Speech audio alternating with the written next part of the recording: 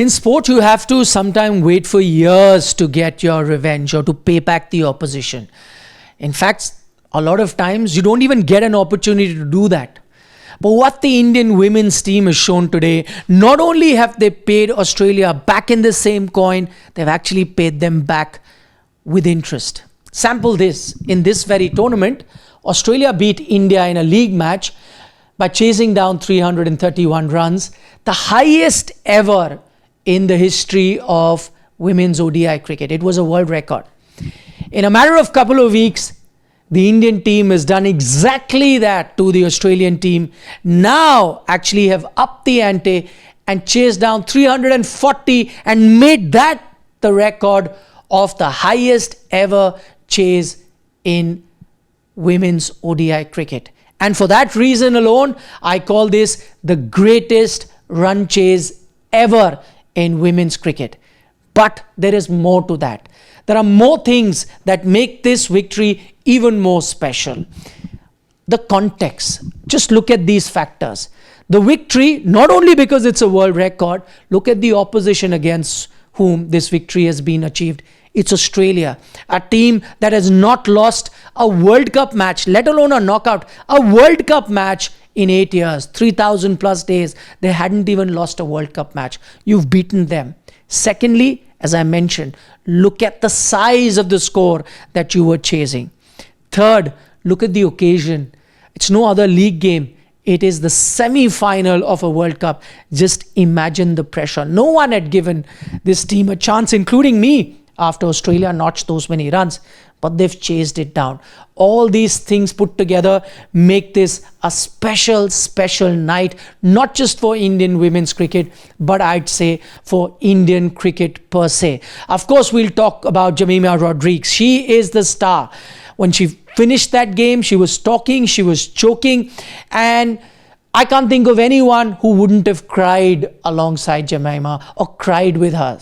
If you're made of flesh and bones, you wouldn't have been able to stop yourself from crying at that moment. It just told you what it meant to her, what it meant to the Indian team, an emotional Harmanpreet Kaur, an emotional Jemimah.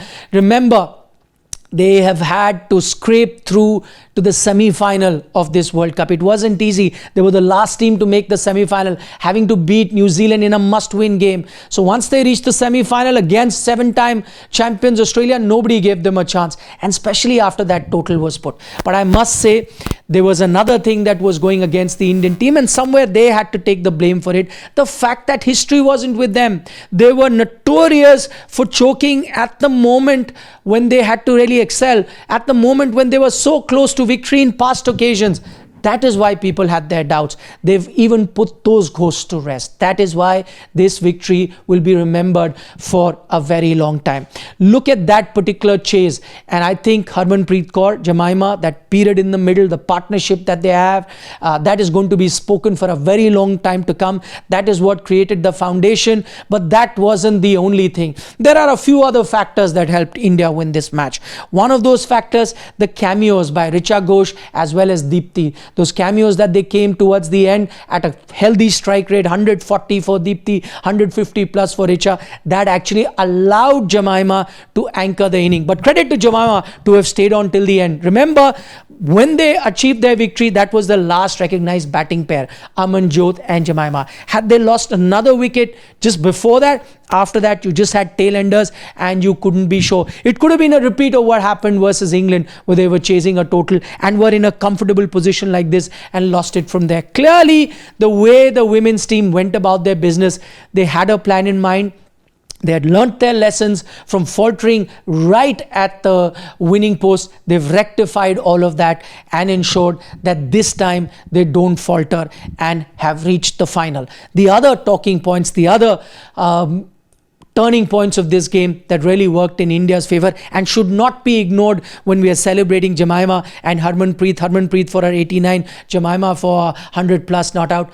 The other factors were the cameos that I mentioned, and then in the bowling. Let's not forget, at one stage, Australia were cruising. 220 for 2 in 36 overs. They were primed to be getting 260 runs. Chasing 240 versus 260 would have been a completely different ball game. And at that occasion, two Indian spinners, Charney picking up those two crucial wickets. From there on, from 220 plus for 2, the next 4 overs, they lose 4 wickets for 45 runs. And that is what put the brakes on the Australian inning. And they only finished at 239. 2 wickets to Charney, 1 to Radha Yadav, 1 fantastic run out there in all of this, ensured the brakes were put and they only reached 239. All these things, important factors. Yes, somebody might also mention the 2 drop catches of Jamima. If those had been taken, who knows, the result could have been different. Why? I must admit, the result definitely would have been different. But then you ride your luck. India also dropped a lot of chances. India were very poor in the field as well. And they probably conceded 20, 30 more runs because of their poor fielding. Australia, on the other hand, were outstanding in their fielding effort. But yes, they dropped those 2 catches. So that is part and parcel of the game. This time, the rub of the green going India's way, and they have come out victorious. For many, this was as good as winning the World Cup, but I'd like to caution them. Listen, this is a step you've taken towards the final. Similar thing happened in 2017. The last time Australia lost a World Cup game was to India, 2017. Again a semi-final, but then India went on to the final and lost that final to England. So the job is not fully done. India has qualified for the final. They'll be playing in their home conditions. They'll be playing at the same venue, Navi Mumbai, where they've beaten Australia, a venue where they are used to it. But South Africa have also been very dangerous. South Africa have beaten India in this very tournament.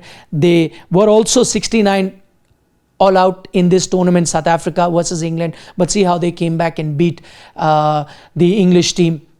India have done the same. So both teams will be buoyant. Both teams will be very confident. But let's not be under any illusion. The World Cup has not been won. And I hope the team of Harmanpreet and co realizes that and keeps their focus on the job. They're playing at home and it's a golden opportunity for them to win it. But whatever might happen in the final, I will say one thing.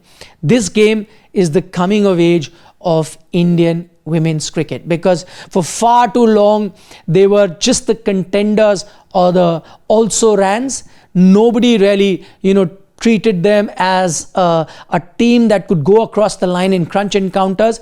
That 2017 many considered was a freak, but I think the way this team is now coming out, the mature chase that they've done with plenty people contributing and not just one freak knock, I think all these things put together, it is the coming of age of Indian women's cricket, whatever might happen in the final.